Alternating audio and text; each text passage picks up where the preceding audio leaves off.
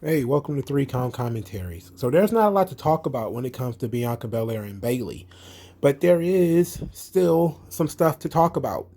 Now I'm going to turn. This is going to be obviously going to talk about the segment that they were involved in, but I'm also going to take this and I'm going to use the segment to talk about characters and different stuff like that. So we get a segment where Bayley is talking about the past women's champions, and she's talking about all of the different women's champions of the past, like Alundra Blaze. And I think she even botched how long Alundra Blaze was the champion. Said she was champion for 3 years. That belt did not even exist for 3 years. The belt was deactivated in like 1996, I believe. And I think even before that, she had lost the belt like twice. But whatever. That's just me. I'm almost certain Alundra Blaze was not champion for 3 years. But the entire point of the segment was for Bayley to basically say all of these great women did all these great things. They were champion for a long time. Jacqueline won a men's title, only woman to win the cruiserweight belt.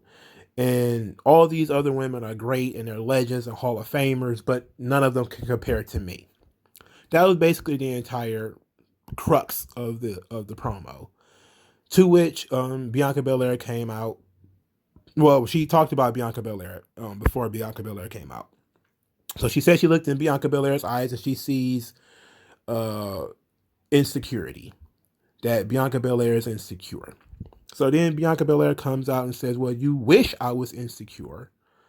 But, I am very confident and my confidence empowers me. It also empowers those that believe in me and those who see themselves in me. And, so I'm anything but insecure. And so, but then Bayley, of course, laughs because that's what Bayley's thing now. She's a cackling hen. She's a hyena. I get that's. I'm trying to figure out, and I think that she laughs because she kind of is trying to belittle Bianca, and that's kind of her way of trying to make Bianca look stupid. Is like as she talks herself up, Bayley just kind of like, look at you talking yourself up. Like she should probably add that to it. It's like, look at you, barely on the roster a year, world champion. And look at you talk. Look how you talk about yourself. You don't have the history of people like me, and I paved the way for you, which is basically what the storyline has been about the last couple of weeks when they did put any type of meat on the bone of this storyline. That's what it's been. It's been that Bayley is the trend has been a has made the path for Bianca Belair. She was one of the first people that Bianca Belair worked with when she came to SmackDown, and she's sort of the reason Bianca Belair is the champion. And she came before Bianca Belair, and she's a big star, and she's everything that Bianca Belair wishes she was. And then she tries to have a double leg takedown on Bianca Belair, which of course did not work because Bianca is too strong. And they did some grappling with Bayley actually grabbing Bianca Belair's earring, I believe it was, to get the advantage. She was wearing like the big hoop earrings that the black girls wear. And when Bayley took control, she was pretty vicious, pulling on the earrings. She stood on Bianca Belair's hair and, kicked her, hit her with the rose plant. So I was like, okay, not bad, segment was maybe a little too long, but not bad. I like the feud has been subdued. They have not been doing too much, which is a good thing. But it's also a bad thing. It cuts both ways because now I completely forgot this match was even happening until they were on the screen together. Because the match has been so low key. And this has probably been the most low key feud Bayley's been in a long time. But I did like it. So I want to talk about the characters because I saw this was actually last week. I saw somebody on Twitter say that Bianca Belair is not going to click as a babyface because she's a heel character, and they say, well, she's a heel because she calls herself the EST, and she's very cocky. And I thought about that. I actually sat down. I thought about it. I was going to do a video on it. Then I was like, you know what? I'm just going to wait. I'm gonna wait and put some more thought into it. And so I did. And I think this promo did a good job of showing the difference um in the characters. So let me explain. When you talk about things like psychology, when you talk about things like sin, right? Like, for instance, if it's a sin, you're a heel, right? But here's the thing: everybody's a sinner, and everybody sins. It's all about degree, right? In this particular instance, we're talking about the sin of pride, excessive pride and love of self, right? That's what we're talking about. Look at how Bayley, how her character expresses her pride and her work ethic, and how she does. Bayley talks about other people, and then she denigrates them. You know, you were champion for 3 years or whatever, but you're still pale in comparison to me. Oh yeah, you may have won a men's title, but you're still pale in comparison to me. You may have paved the way for me, but I am better than all of you. Even somebody that I looked up to as a child, like Lita, I have surpassed her. That's Bayley's character. It's the role model. Bianca Belair's character, the EST, strongest, fastest, toughest, roughest, etc. It is in some ways prideful. It is. It kind of has to be. It's not humble. You can't really be humble on TV, and not in WWE anyway. Because if you're a humble workman's type of guy, you end up like Cesaro, who is gets overshadowed all the time. So you kind of have to be a big personality, and part of being a big personality is being a little aggressive about your accomplishments and what you can do. Now, Bianca Belair, the EST, it started out as a heel character in NXT, right? But the character is based very heavily on what Bianca Belair does in the gym and her work ethic. Her confidence is based on her work ethic.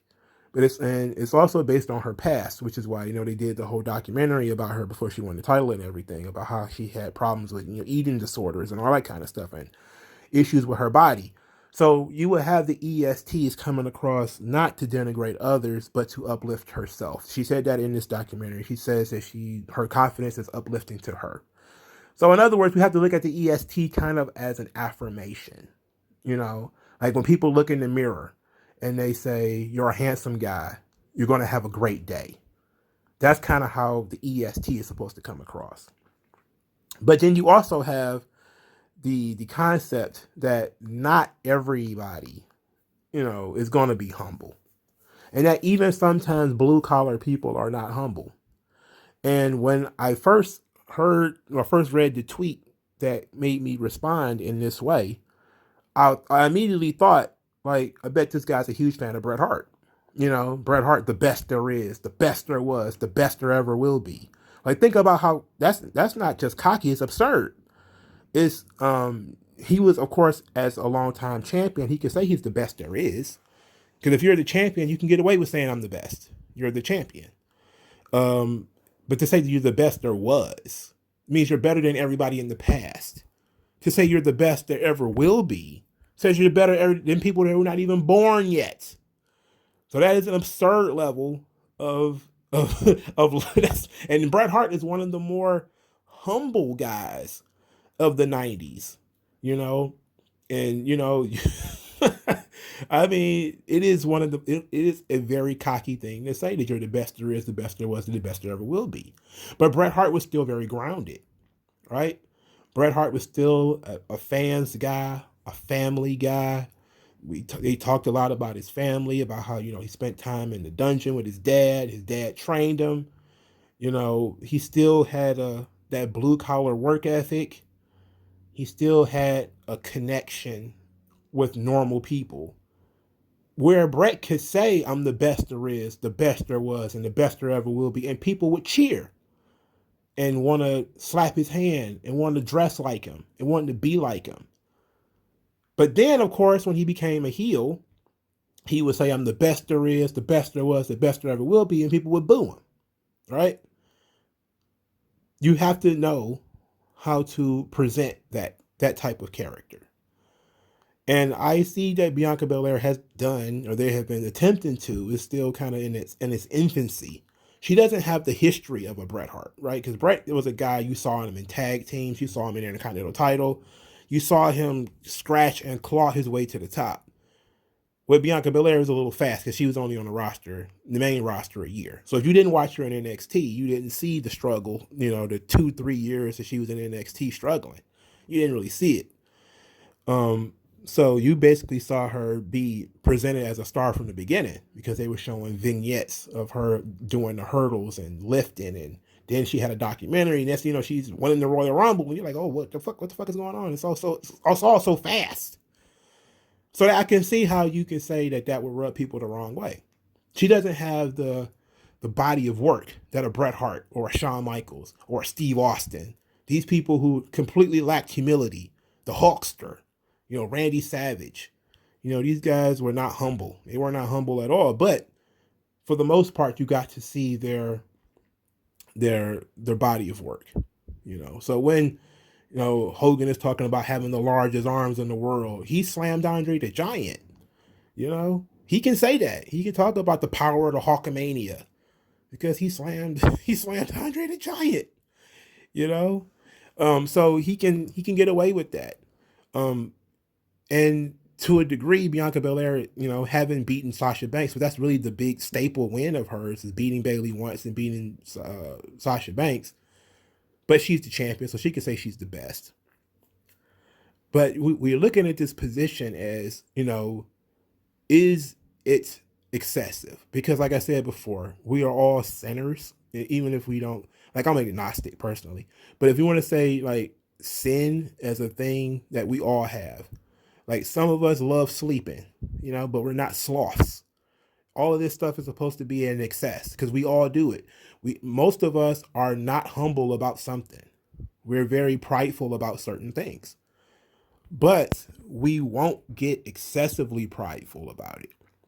We won't go to the heel levels of pride where Bayley is talking up other people just to cut them down.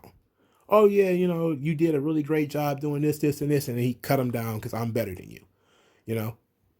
As opposed to, I'm good, you're great, I'm greater, but we'll see in the end who's the best. Which was the last feud Bianca Belair was in, because Sasha Banks is talking about being the boss, being the standard, the blueprint, all this type of stuff that puts her up on the pedestal as being the best. And so you kind of have that mentality going back and forth where two characters, or neither one of them are being very humble. And some people who are like, why are they so into each other, or into themselves rather? But that's kind of how you have to be. You can't be a humble wrestler. It's not gonna work out. You have to have a loud personality. It's just never going to work out for you if you're going to be a humble, blue collar pro wrestler. It's just not going to work. Even when Daniel Bryan first started really getting noticed, he had to, the yes movement. He had to get outside of himself. He had to start raising his profile. He had to believe in himself. He had to go out there and tell John Cena he didn't respect him. Because, Daniel Bryan had put in all of this work, 10, 20 years in the independence. And John Cena is the guy everybody knows. And this pugnacious dwarf is saying, like, I don't even respect you. I'm like, what the hell are you talking about? Where the hell did you come from? You were just in a tag team 6 months ago. So that the idea that she is too cocky, I get it. I get it. But I think that this promo did a good job of separating the pride of Bayley from the pride of Bianca Belair, where Bianca Belair's character is still very rooted in uplifting others and receiving, energy from her family and from her fans and from everybody else. Because she does this old thing where she takes quotes from her dad and uses them in her promos, basically as if she remembered them. It's almost I hate to say this because it's gonna sound real strange. It's almost Superman like, where because Superman he has these humble parents, and his humble parents are the ones who taught him how to, taught him to use his abilities for the best, and they instilled confidence in him, that he can go out and help others and do more for others and uplift others. And Superman does it. He takes what he learns from Pa Kent or Ma Kent and spreads it around the world. And yeah, you might not be able to fly or leap tall buildings in a single bound, but you too have, the heart of a hero. And then you will see, like Bianca Belair would say something like, you also have some EST. Everybody has some EST. And and that was really like a powerful moment, for the people who are looking at her in that way as an aspirational hero, which I think is very important if they're trying to do the ye old representation BS. But if that's what they want to do, that works, you know.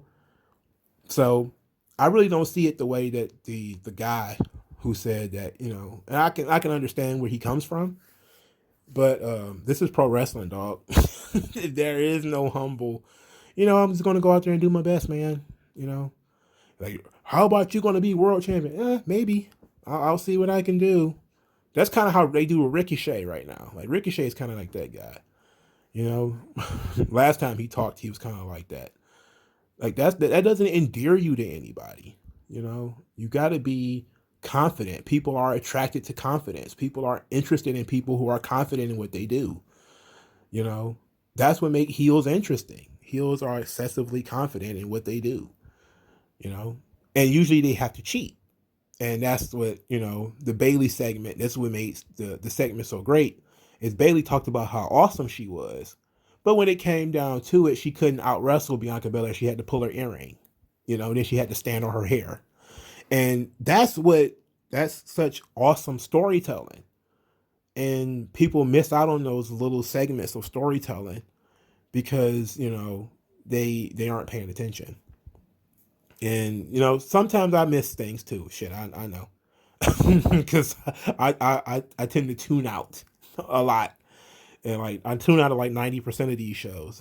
So, I get it. I get it. So but I feel like this was a good time to address that people may think about, Bianca Belair not being, a baby face. I think that she is. I think she's a very prideful baby face. I'm probably not even, probably the word prideful is strong. She's very confident, but she's not overconfident. Overconfident would be what Bayley is. Because Bayley is actually literally laughing at somebody who is the champion, the world champion at that. And then very arrogantly thought she could be able to take her down just by grabbing her by the legs, and it didn't work. So they're showing you the difference between a confident character and an overconfident character. Just have to be paying attention. But let me know what you guys think in the comment section below. Like this video, share this video, subscribe to the channel. I thank you guys for your time. I'll talk to you guys later, man. Please send money via Cash App or send money via the Subscribe Star, whichever works best for you. And I'll talk to you guys later, man. Peace.